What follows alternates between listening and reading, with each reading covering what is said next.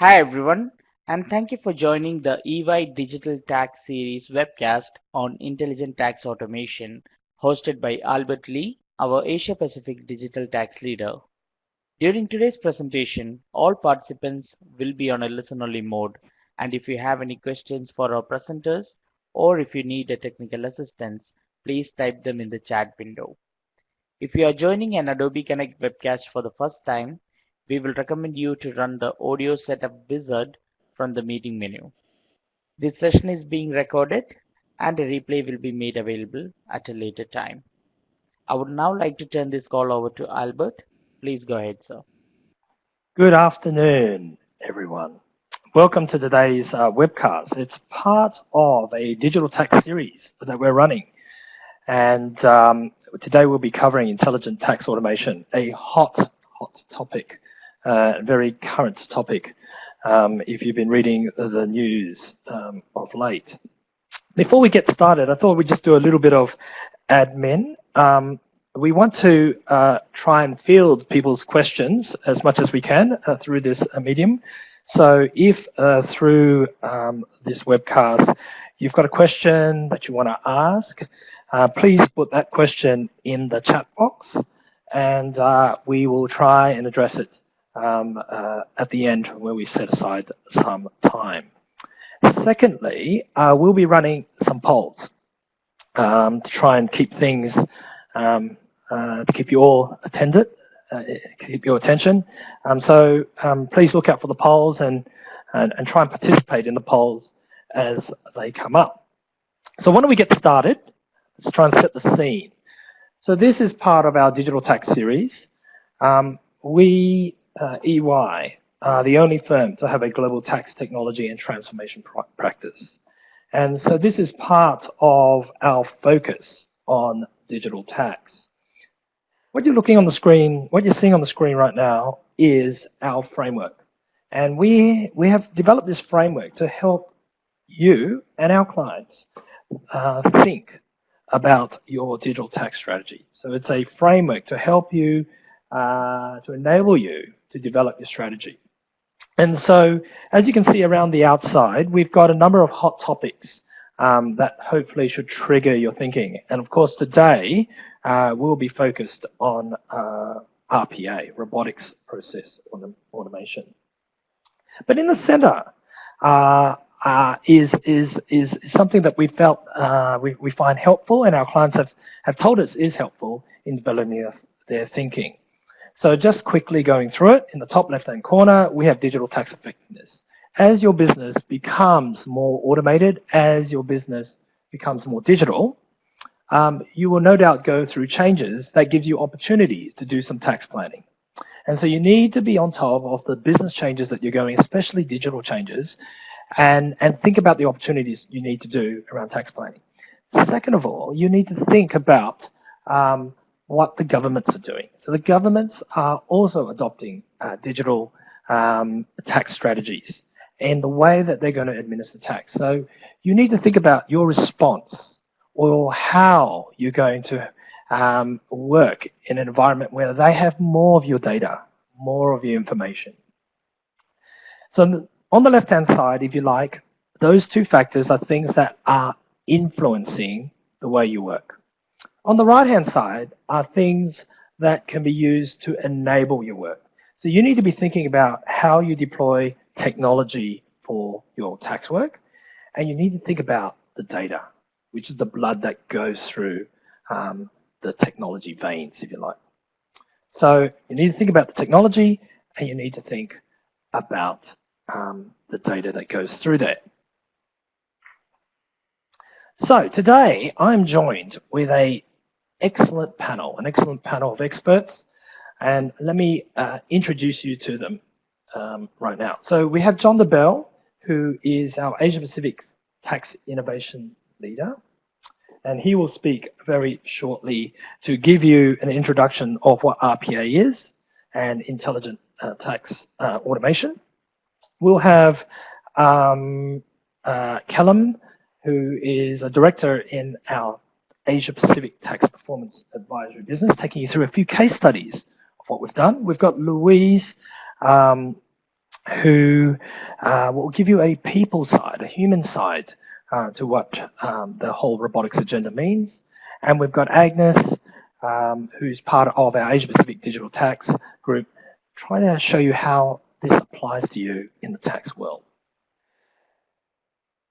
This is what we'll cover today. An introduction to RPA, how we're going to apply it, some human impacts, and we'll go through some next steps and take some Q&A at the end. So what is RPA? We all know that RPA has been talked about, robotics.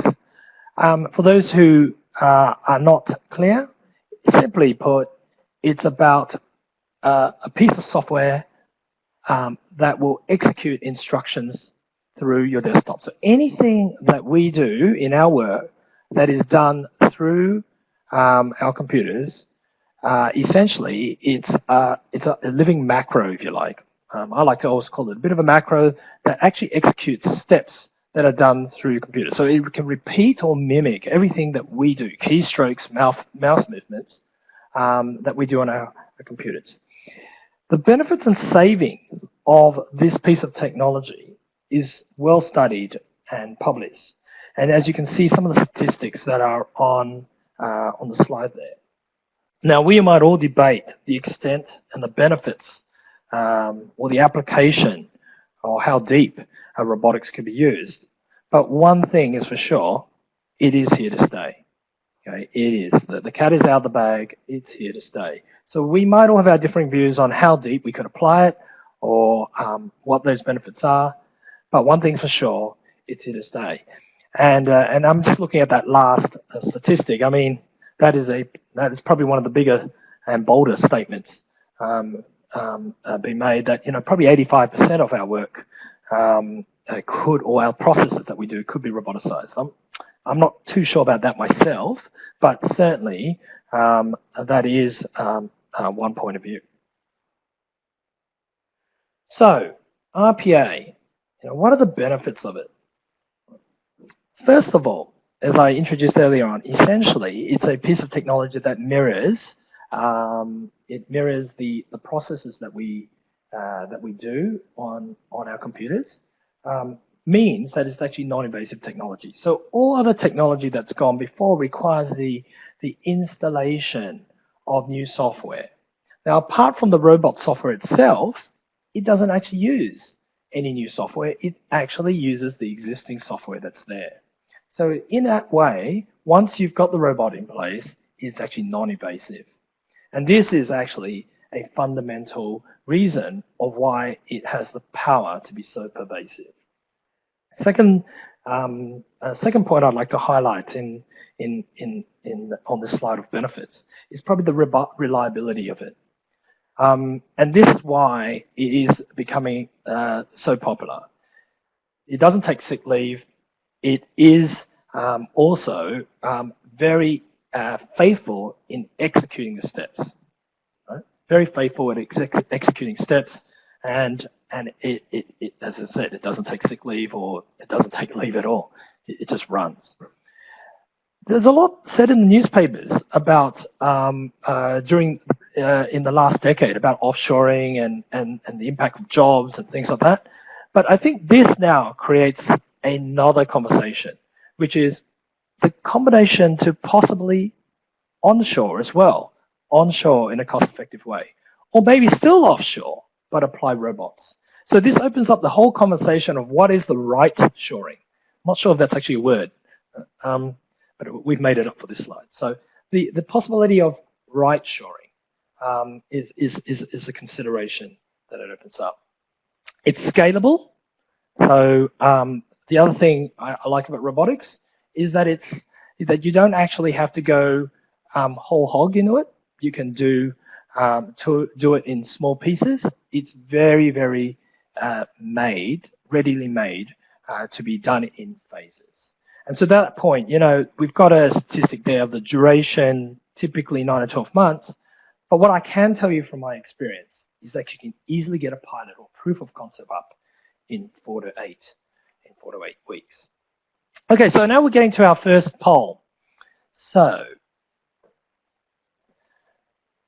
So let's test if everyone's computers and systems are working. What proportion of your team's time is currently spent on manual data extraction, cleansing, blending, transforming that data or loading it into application? Let's give it a minute and see what people think.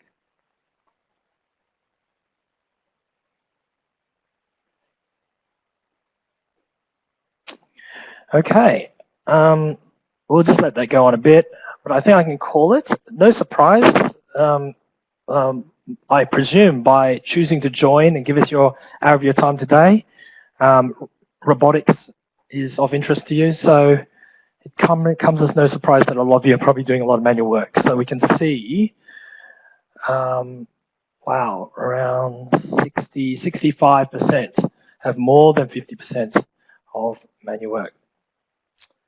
All right, so thanks for that.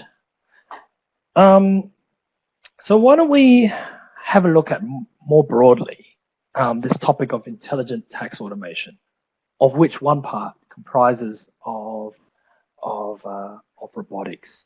So John, why don't you take us through some thinking? Excellent. Thank you, Albert. And let me add my welcome, everybody, to the first in our series here on the Digital Tax webcasts. As Albert said, I'm going to take you through a little bit of how we at EY see intelligent tax automation. And in reality, we see it as fulfilling 4 key pillars that stands on a foundational base of process excellence.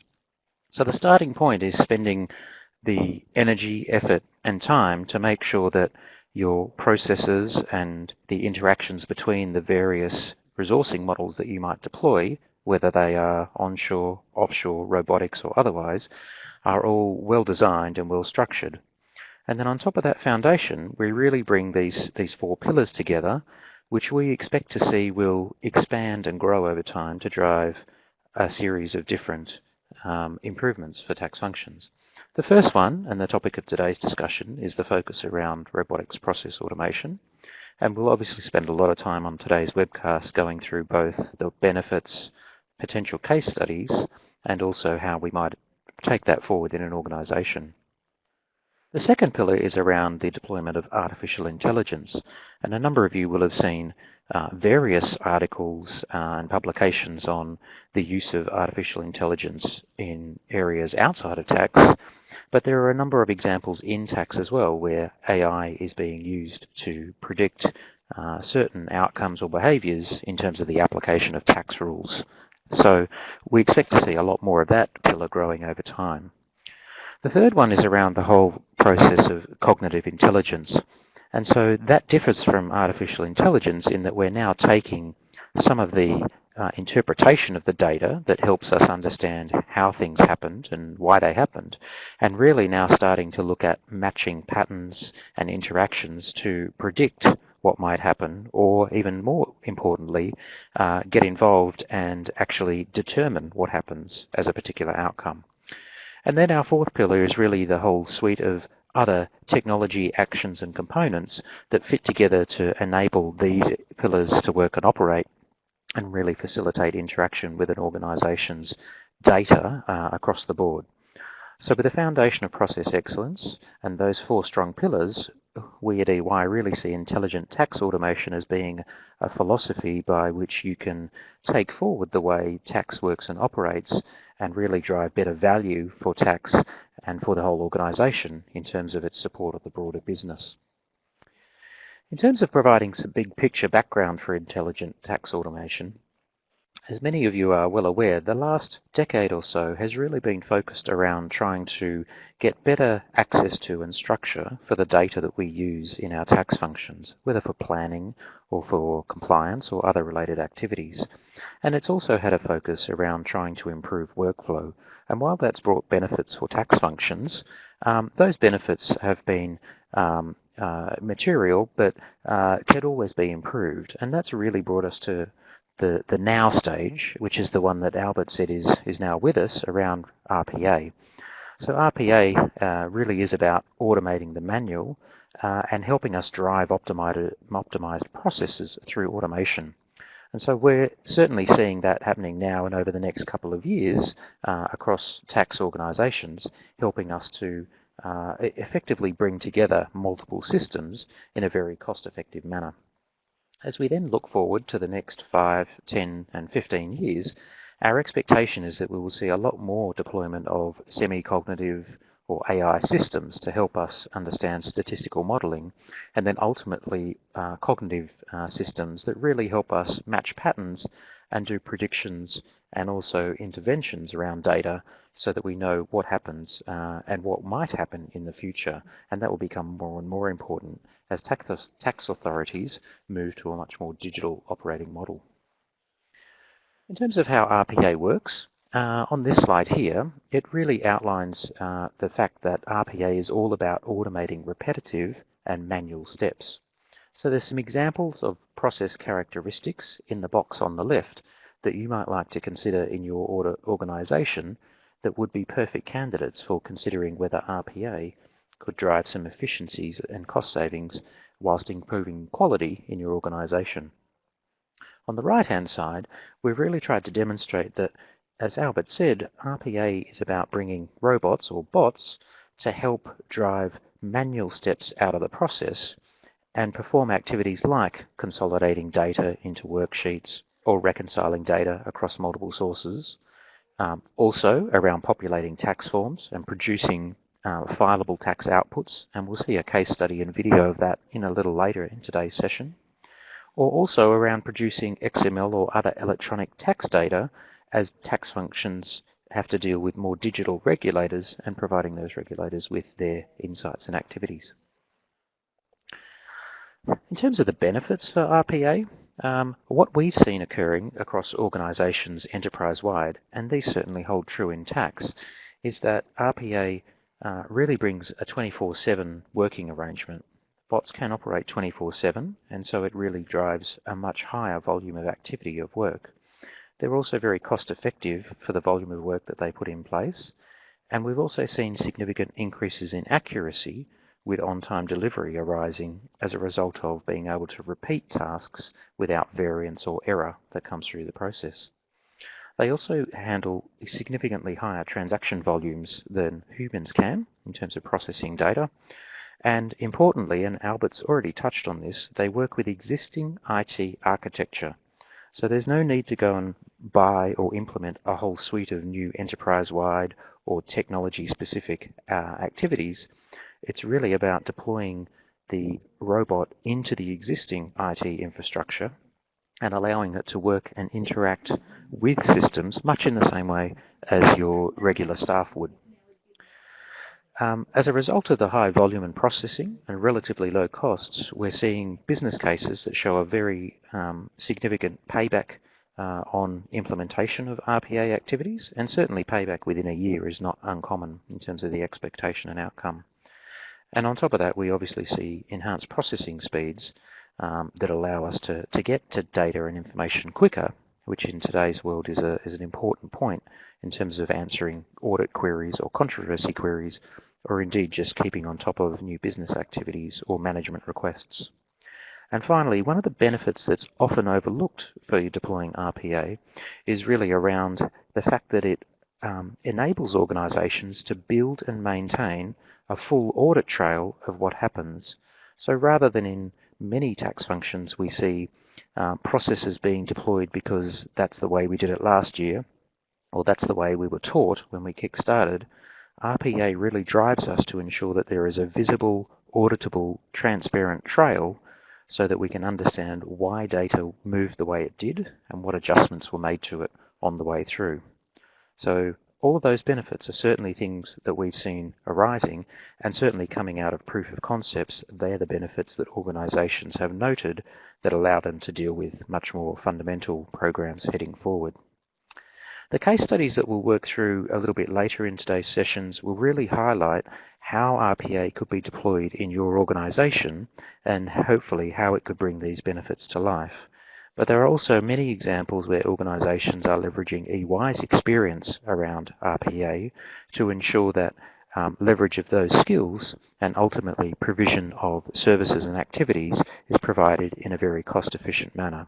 So there's a number of ways they can be deployed, and on that note I will now hand over to Agnes, who's going to help us understand and take us through what applying RPA in a tax concept means. So Agnes, over to you.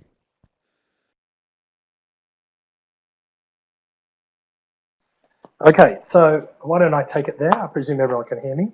If you can't, what if we ping me in the major chat? Okay, so here's the big question. Will robots gradually replace people in the tax function of the future? This is a very hot topic. Everywhere we go, I get this question in all my meetings. And the simple answer is yes and no, yes and no. It will gradually replace the menial tasks that we do, and that's what it's designed to do, right? It's designed to do that. It is designed to get rid of the repeatable and mundane tasks. But like computers of 20 years ago at the beginning of my career, they don't replace our jobs, they enable our jobs. And so what we need to be thinking about as tax professionals is how to use robots to improve the way we work. Right? So I think that's the challenge I would have for people who are concerned that it's about to replace jobs. All right, so the question is, how could we use RPA in our world of tax? And so it's actually used it's actually very right for how we apply it in tax, because RPA is very good at moving and copying, pasting data, moving data around in terms of running mundane routines like printing out sets of data. And these are all the things that we do on a day-to-day basis as a tax professional. And so as we've done a number of projects now, we've developed a methodology which is up on the screen. And this methodology is from end to end. And it starts with an opportunity scan. So the first thing to do with robotics is not jump in there and just go for it, because you must approach it in a strategic way. You want to do it in a way that would encourage more and more use of robotics in a strategic manner. So the first step that we recommend is doing an opportunity scan. That means identify candidate processes for running RPA. The second, after you've identified some candidate processes, is to actually run a proof of concept. Right? So it's to run if you like, a pilot. And the reason why you do this is manifold. One, you do it because you want to start with a low investment, right? All of us as tax professionals, let's be honest, we find it hard to get budget. And so the way to do it by starting a proof of concept allows you to take a small step with a small budget to prove it. Now, as you prove the proof of concept, a few things happen. One, you get confidence, because one of the things that we all are, we're not very confident that this new technology is going to do the job reliably. So by doing a proof of concept, you gain confidence. The second thing that you'll get out of it is that you'll begin to prove its benefits. And that moves us on to C, which is you get a business case. You get a business case going. And as you start to prove its the benefits, we have found that the business case generally just pops out. And I've been working in this industry or in this specialty for many, many years now. And one of the hardest things a tax professional encounters is how to get budget for tax technology or transformation projects. And I can tell you now, robotics often easily proves itself. So that's a good reason to do a proof of concept. After you do that, robotics is right for what we call an agile methodology. That means you build and test and adjust in a very quick manner. And this is why you can get robotics projects up in a relatively quick fashion, because it lends itself well as to building something, quickly testing it, using it, going back, adjusting, and running an agile methodology. After that, we need to have after you've done the build and you've done the testing, you're ready then to roll it out.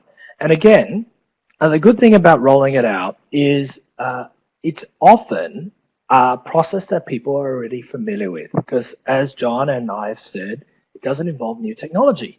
So what we have found is rolling out RPA solutions in the end actually has a greater, a greater adoption success rate.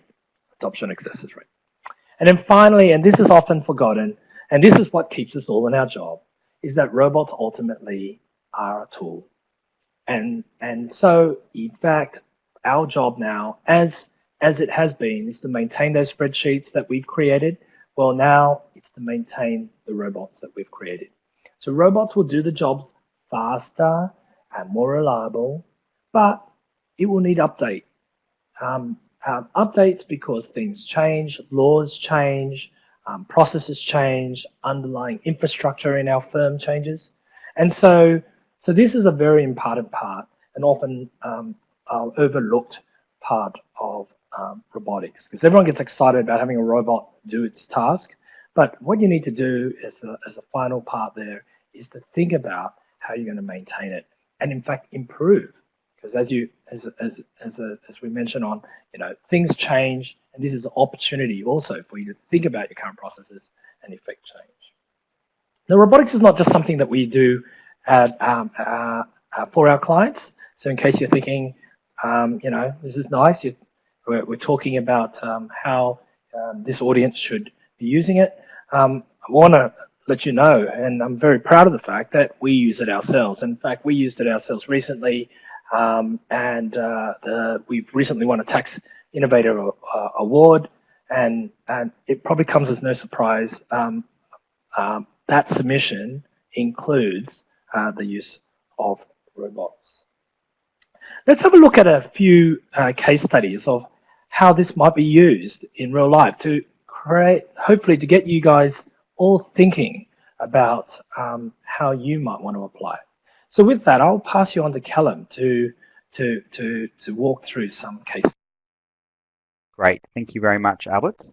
So what I will do now is walk through 3 case studies, slightly different circumstances, but hopefully they will kind of bring robotics to life for you. And then also at the end of that, we'll also show a short video which builds off the last case study that actually shows the robot in action and actually interacting with a number of systems and processes. So the first case study that I wanted to talk about was in relation to a client, and this is actually a proof of concept. So once again, building on what Albert was saying, this client wanted to, I guess, dip their toe in the water on robotics and see if you could get a bit of a feel for what it was like in relation to operating and some of the benefits. So this proof of concept was in relation to a couple of indirect tax returns that they had to prepare. These returns were currently prepared in a shared service center, and like a lot of indirect tax returns, it involved a lot of tax processes, to be fair. It involved a lot of manual effort in relation to extracting data from ERP systems, consolidating data in Excel, and just having a lot of manual effort generally involved with the process, hence it being offshore to the shared service center.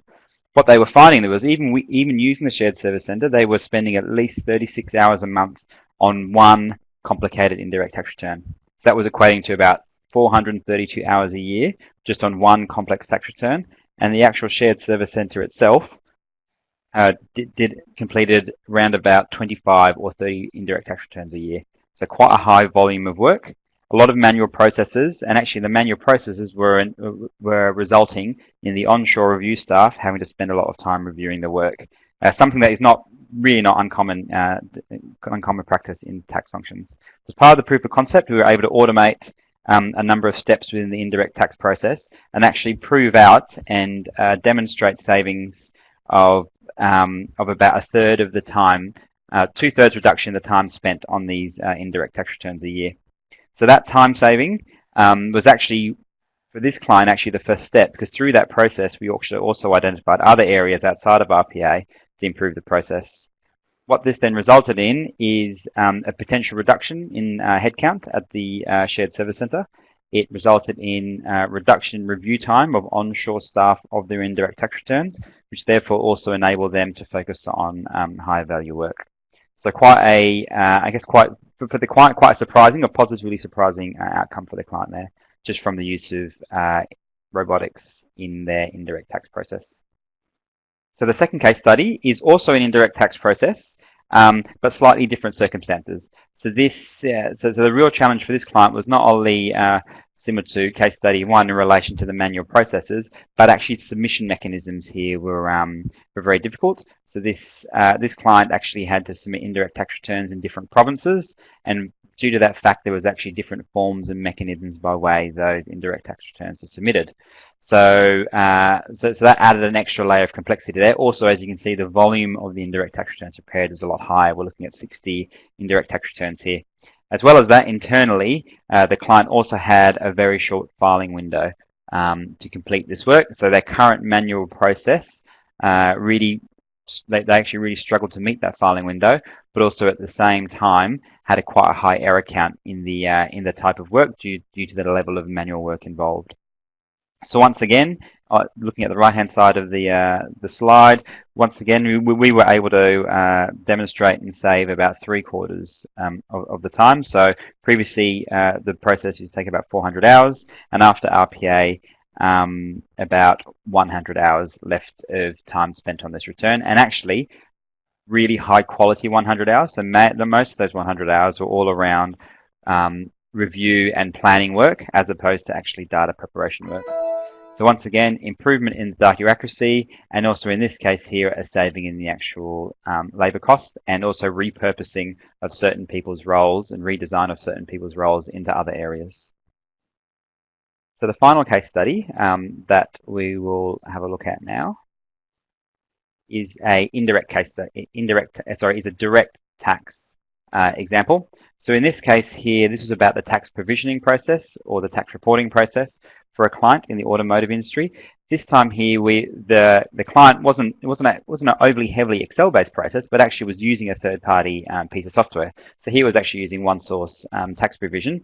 So what they actually found that through this process, they were getting a lot of data changes and late adjustments that were coming through the process, which then meant they had to run and rerun reports out of OTP. Similar to case study 2, they had a very tight filing window. So this process, or this kind of constant ongoing change of data, meant that they had to ongoingly change the reports, and they were really struggling to meet that that short time window. Also, because they were continually running the same reports and operating this process manually, they also found that there were errors occurring in the process itself. So what we were able to do here is actually use RPA or robotics to actually automate the generating of the reports out of OneSource tax provision, but also at the same time upload those reports into SharePoint, and then also send an email to the tax user so that they can then complete the process. So what I'll now do is hand over and we'll see a short video which actually brings case study 3 to life. So we'll watch the video now. The data robot creates a folder for the selected entity. It launches the web browser application, inputs the appropriate login credentials, and signs in to OneSource. It navigates to the Tax Provisions tab of the OneSource web page and launches OneSource Tax Provision. Once OneSource Tax Provision launches, the data robot navigates to the Reports section and generates and saves the Tax Provision report to a predefined folder location. The Tax Provision report is an overview of the current tax calculations. Next, it generates and saves the effective tax rate report to a predefined folder location. Finally, the data robot generates and saves the deferred balances report to a predefined folder location. The deferred balances report for provision and interim datasets displays beginning and ending cumulative temporary difference balances. Once completed, the data robot utilizes a macro-enabled workbook to consolidate and format the generated tax reports. The formatted tax report is uploaded to a SharePoint site for users to access.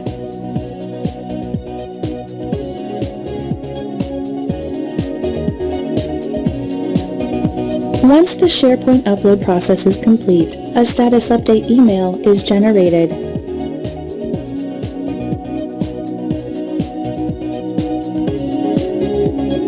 As you can see, the reports have been generated successfully and are ready for review.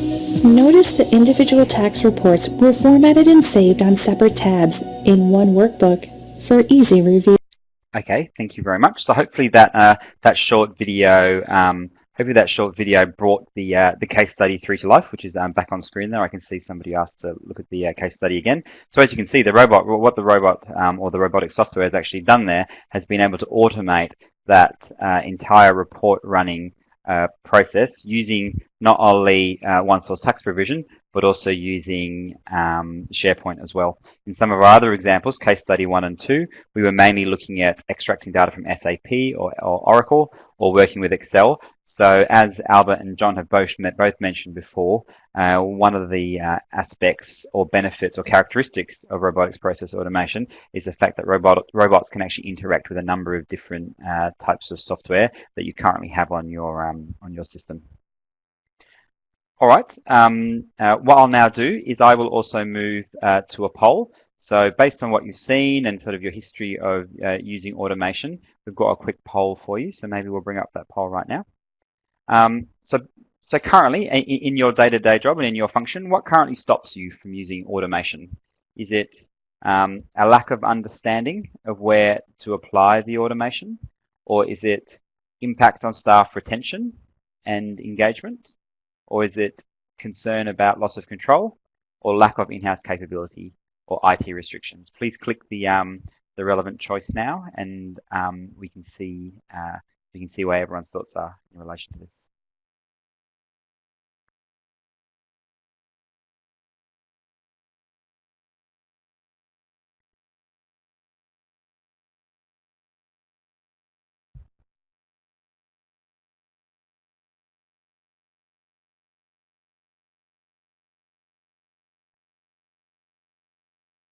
Okay, great. From my end, I actually can't see the results coming through, but if Albert or somebody else is there, if you can see the results, that'd be good to announce those before we go back to the slides. Okay, so a lack of understanding seems to pick up about 34%, lack of in-house capability, around 25, and IT restrictions and security concerns around 24%, so around there as well. So clear lack of understanding where it can be applied, and as I mentioned earlier, I think this is I suppose where the skill is. You need to step back and think about the processes that we do on a day-to-day basis. We need to think about what actually annoys us. We need to think about what keeps us back at night or on the weekends. Think about if that work isn't actually the value-added thinking, then it's probably a good candidate. In terms of lack of in-house resources, I think this is interesting, and this is something that Louise will touch on in a moment. But interestingly, a lot of people have also put in IT security and concerns there. Now, as we mentioned, I think by and large, we've not actually encountered this in much of the work we do. And that's because, as John and I said earlier on, we're actually using the same software. So apart from the robot itself, in theory, there should be no other software. So this is actually the least IT invasive piece of tax technology that you'll get to deploy. So it's all very interesting. So thank you all for participating in that. Okay. Why don't we spend some time now and look at the human resources part? Thanks for that. It's Louise, and hello everyone. And I noticed that impact on staff didn't come up strongly in the poll. So my job in the next 10 minutes is to convince you that this should be a very strong focus when you're considering any new technologies, including automation. And I think that we need to maybe take a step back and think about people in the context of the change that we're all experiencing in our workplaces today. The change is multiple, and the robotics and automation is just one aspect of the change, including technology that we're confronted with. So I think the important aspect of what I wanted to share with you today is, what can we do to prepare our people effectively for the future, or as we often coin the phrase, how can we help them to be future ready? We're seeing that organisations worldwide are adapting in many ways to the trends that are influencing our people. There's very much a focus on employee experience and well-being. Work is a key aspect of where we find purpose in life. And so as we see technology shift the nature of work and sometimes the opportunity for work, we do have to be thinking about how our people find purpose in their day-to-day pursuits. The digital world is engaging us all in a different way, and it's certainly requiring us to work with much more agility, which also requires us to work more effectively as teams, and as teams that often might come together for quite short periods of time and then dissolve back into the organisation. So equipping people to be able to team effectively is a critical capability of the future that we're heading into. Developing digital leadership is a given, that unless our leaders can lead in the digital world and navigate our people through periods of change, such as the change to automated processes, then we will find that there is a level of disruption in our organisation. So paying attention to leadership and the capability that's necessary into the future.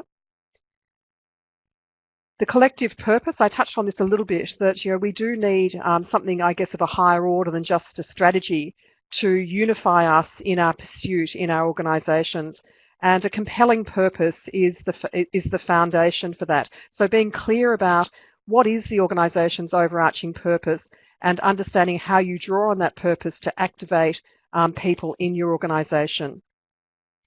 The physical environment, that over recent years, technologies have certainly been changing the way that we interact with our physical environment and certainly where and how we work. So finding new ways to measure ROI of workspaces beyond cost alone. Apologies, I'm digging a bit as I'm talking. Performance and reward. How do you set up the right performance structures, reward structures, the right employment arrangements in a world where we are seeing increasing reliance on gig or contingent workers? And certainly in a world of more automation, of more technology, being fluid in the capability that you can bring into your organisation or let go when you no longer require it is an important focus. And then delivering that digital, that seamless digital experience that, we're all pretty technologically savvy these days. So we expect, in our workplaces to have access to similar technologies that we deploy at home. We expect our technologies to be pretty sophisticated. So they are the considerations, I guess, when we think about how organisations are focusing on the trends and how they're responding to those trends in organisations today. But it does highlight that solving one aspect of these influences just impacts the interdependency on others. So you do need a strategic approach that makes sure that you're capturing the synergies between each of these components, and that's also managing, I guess, unexpected consequences as you work through each of the components as well. So what we recommend is that organisations, when you're embarking on any new technologies, whether it be robotic process automation, whether it be introduction of new digital technologies, that you really do need a period of discovery which allows you to consider both the technology planning but also the people impacts. And in leading organisations where we're working at the moment, we're seeing those organisations take a very proactive approach to people in this context. So it's not about waiting until the impact is imminent and then dealing with the consequences of the new technology and the launch of that technology, but planning and acting in an integrated way to make sure that your people are prepared for the future, make sure that you understand the impacts on people fully. And this, we need to recognise that while technologies provide great opportunities and they have changed the way we work since the dawn of time, they also have some short-term consequences for people. And those short-term consequences can be either relatively benign or quite extreme. And there are really three courses that we're seeing in the market in relation to automation in particular. Where automation is introduced, we find that many jobs need to be redesigned, and getting the redesign of roles right is really critical to reaping the benefits of automation. That you need to understand what tasks have been eliminated through the automation and what are the priority tasks that you want to refocus people on to make sure you're getting the best return on the investment you're making. The second is that some roles will become redundant within the organisation, and when that's the case, you need to consider the opportunity for redeployment, and you certainly need to be considering this ahead of the actual redeployment activity, because you will need a period of often retraining or refocusing capability that individuals hold to their new job or opportunity within the organisation. And then in some cases, you will find there is just a surplus of people in the areas where you've introduced automation. That earlier we heard that up to 85% potentially of tax activities could be automated. Now, where that's the case, it must have an implication on the opportunity and the volume of jobs within an organisation. Again, being ahead of the curve and being, I guess, transparent with people around the journey that you're on with technology and the likely impacts allows people time to adjust and to plan and to identify other opportunities outside of your organisation for their future career. Where you don't do that effectively, the disruption that it can cause through the period of transition can be quite profound. And we've seen cases where business have launched quite significant automation of process within an area of the business, haven't taken into account the people implications, and there have been some significant consequences around engagement and productivity of people. In one case, it became evident through leaders who were noticing that the lifts were no longer busy at 7:30 and 8 o'clock in the morning when they were getting in.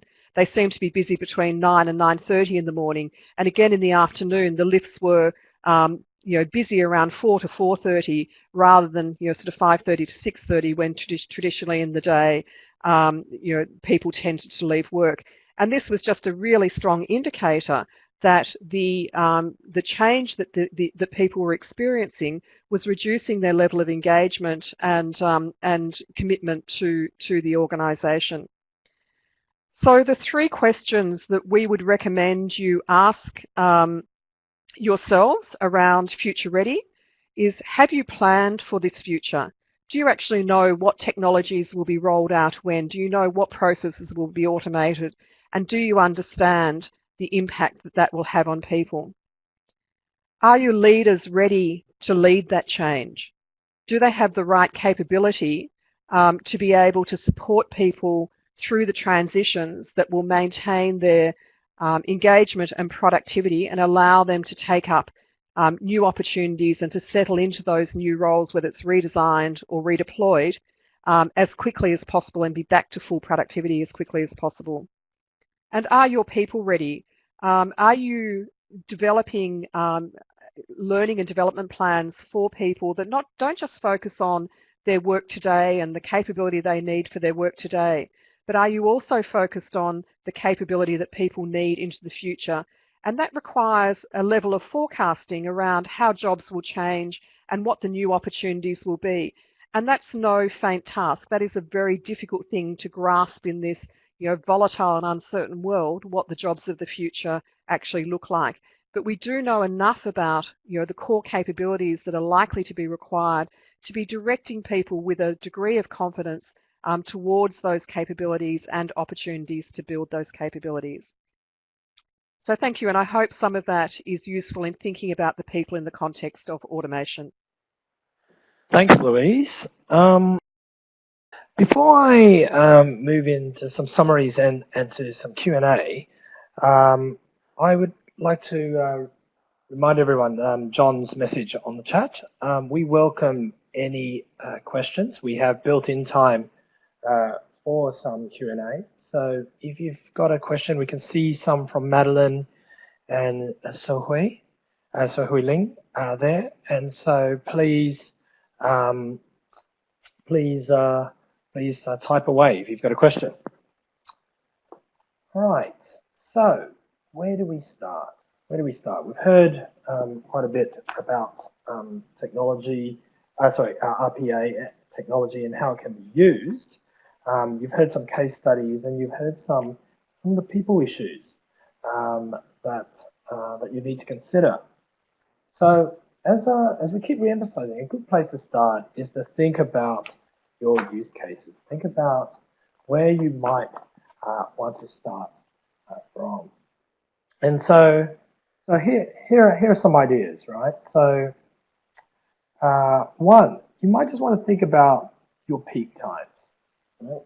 You just want to think about, those times of the years where you have to stay back late at night, or when there just doesn't seem to be enough hours in the day to do your work at the quality that you want to do it. If you start thinking about those periods and what tasks you're actually doing, I believe that you will actually come up with some ideas of what you need to do. You might need to come up with some ideas of what candidates would be right for robotics. Two, you might want to think about the boring things that you do. Think about the work that you actually hate doing. Think about the things that you go, well, why am I didn't go to university to do this. Might be a good friend of mine. So that would also should drop off some ideas.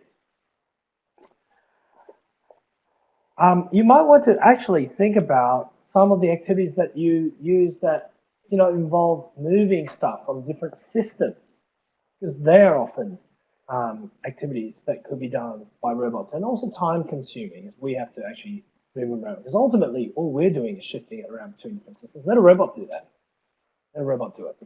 Think about things about where you have repetitive tasks that are manual but causes a lot of errors because we can't get, as humans, we're imperfect. We can't get consistency in what we do because we can't maintain high levels of concentration on menial tasks for long periods of time.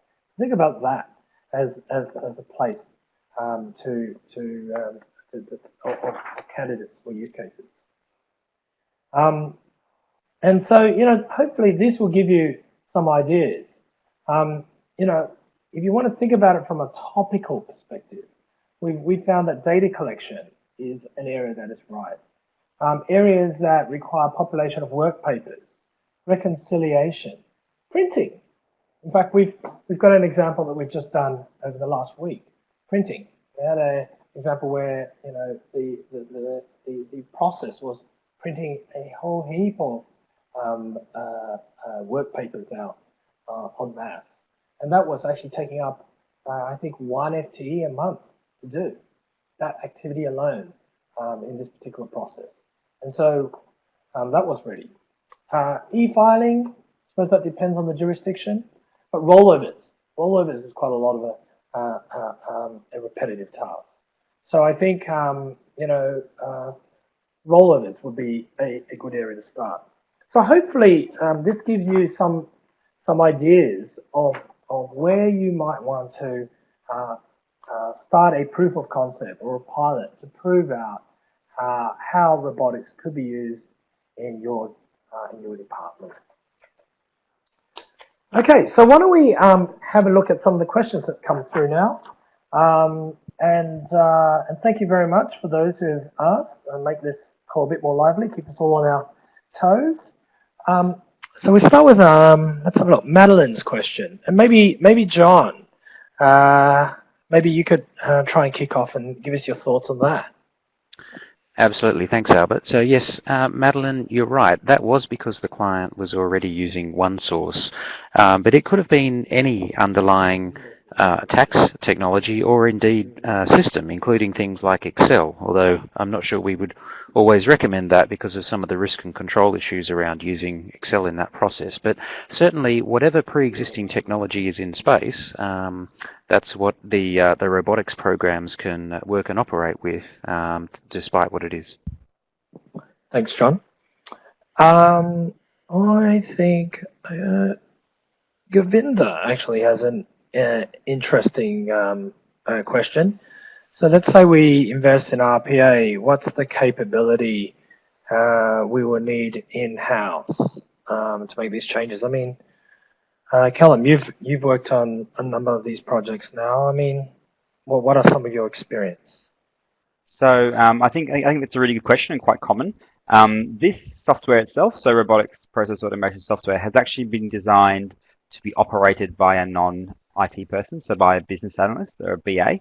So actually having someone in-house to be able to potentially manage and look after the robotic software or the robots isn't out of the realms of possibility for a lot of stuff.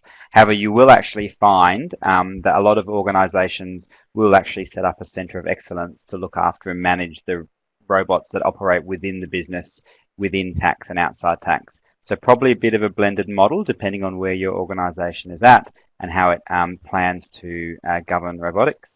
But yes, it is something that can be looked after quite independently if that is the governance model your organization takes. Okay. And John, so Hui has been quite active there with a few questions. Would you like to take them on? Sure. So I guess the first question, Hui, around is there a ready product that can apply to any country in the world?